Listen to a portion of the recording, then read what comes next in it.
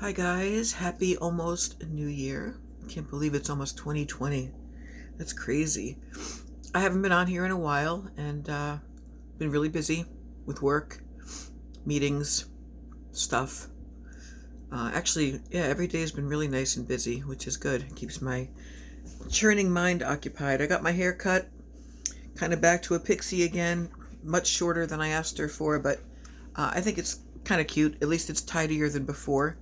Um, and it's not so bushy like on the sides. It'll look good in a couple of weeks. I wanted to get rid of the pinkish hair and have a nice tidy hairstyle for when I go to court. Not that that changes any of my charges, but you get to look respectable and presentable.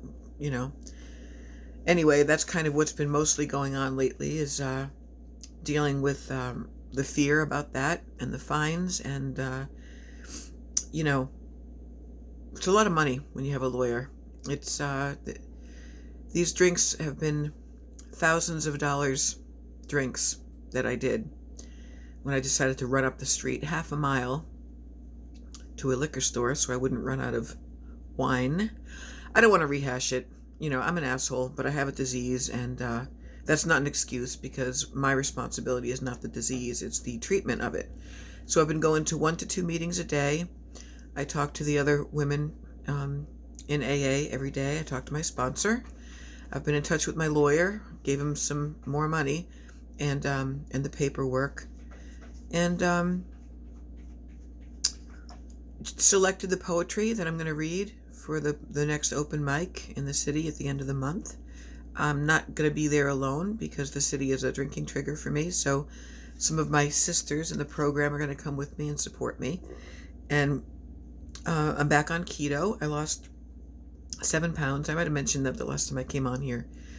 What else can I report? I'm doing well. I'm feeling happy. I'm feeling better physically. I've got energy to work and do everything that I need to do right now to get better and to keep on this path to recovery. I don't like the highlights. The highlights are too light.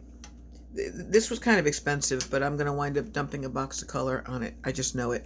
I told her, I said, make it really dark chocolate brown, and then please put like burgundy highlights in it. And I wound up with light brown hair with blonde highlights, but that's okay. Maybe it's meant to be. So I think I said that Christmas was really nice, really pleasant. My son gave me a charging brick, which is really good because it's fully charged, and I left my regular charger at work. I did the overnight last night. I've been doing a lot of overnights, but tonight it's only 7:45, and I'm just going to do a few puttering around the house things, clean up a little, and tomorrow I have therapy at 2. Well, I got to see my nurse practitioner about meds and stuff like that, and tell her what happened. You know what I mean? She wants to know if I'm stable or not. But that particular week, I was sort of off my meds, literally and figuratively.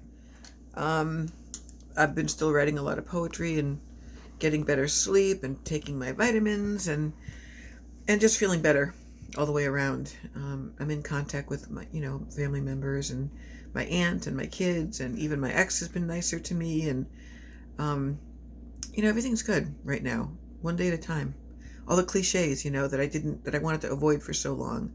Like, oh, don't hit me with slogans and platitudes, but it is one day at a time. It's 1 minute at a time. It's all any of us have, whether you're a drunk or not, Tonight's chapter that we read in AA was from the big book, and it was the housewife who drank at home.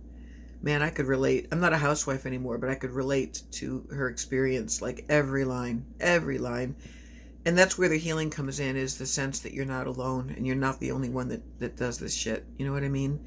And non-alcoholics don't really understand that. They can be supportive and they can love you through it, but the reason you go to AA when you're an alcoholic is because you talk to and hear from other people that know exactly what you're talking about. I voluntarily installed an Intoxilock in my car, which means I wasn't ordered to do it. I did it at my own expense. I think I might have mentioned this before. It takes a lot of getting used to. It's way more of a pain in the ass than I thought. I thought that it was a device you blow into. It reads you as clean or not, and you start your car. It's a very specific way of breathing into it that you have to really focus on before it lets you unlock your car. And I wind up getting a head rush and a headache from it. And then it also goes off, it beeps randomly as you're driving, and you have to grab it without taking your eyes off the road and blow into it until it approves you. I mean, it won't shut your engine off if you fail or whatever, but it's just nerve-wracking to not be able to play my music loud and stuff like that, and to always be kind of startled when I'm driving because I'll forget that that box is there, and it'll go off and I have to retest. And so I'm learning to just kind of grab it and do it, and I'm hoping that, of course, with time it'll get easier and better. But it keeps me accountable. It's like having a probation officer in the car with me. It comes with a GPS device. It comes with a camera.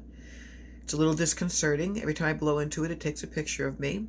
It goes to the Intoxilog database, but because I'm not charged with anything yet, I'm not, sentenced to anything yet as far as having the device. It's not going to like the DMV or some kind of a DUI reporting site.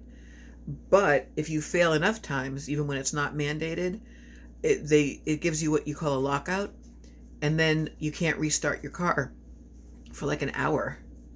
So, it's just disconcerting. It's a consequence. It's not a punishment, it's a consequence. And in this way, I stay accountable. I stay safe. Everyone on the road stays safe. My car stays safe. And I'm just, being kind of a brat about it because it's come down to this, in my nice new car, which now isn't really even that fun for me to drive because of what happened and having this thing in it. And it's not going to last forever. This too shall pass, I'm probably saying way too much, but Donna, you wondered how I was doing, so this is kind of for you, girl. And I think in the new year I might actually deactivate my channel because there's just so much going on right now, and I'm not in the emotional position to take a lot of criticism. I mean, even if it's just a handful of people judging me or whatever, I don't think I have interesting content. I'm just talking about my life. There's nothing particularly entertaining about my life. I am excited about being a featured poet in the city next month. I'm excited about seeing Jesus Christ Superstar with my friend Lisa, who's a reporter in Connecticut. I'm going to see Sebastian Maniscalco in late February.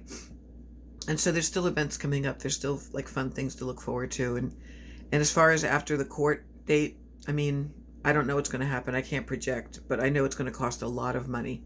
Tomorrow morning, I'm actually going to the bank to talk about a debt consolidation loan so I can get rid of some of my debt and get enough, available money to pay the rest of my lawyer fee and classes and courses. And, when the court orders you to do these things, it's at your own expense, of course. And I don't make a lot of money.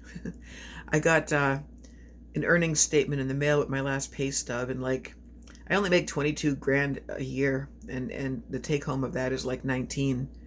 And that's really hard to live on in New York where I live. So I got to get rid of some of my debt. And that's it for now, guys. I mean, let me know what's happening in your lives, any New Year's Eve plans or New Year's plans. I might be working so I can get time and a half or double time. I want to definitely stay off the roads because of other drunk drivers. And that's it for now. Thanks for listening. Peace out.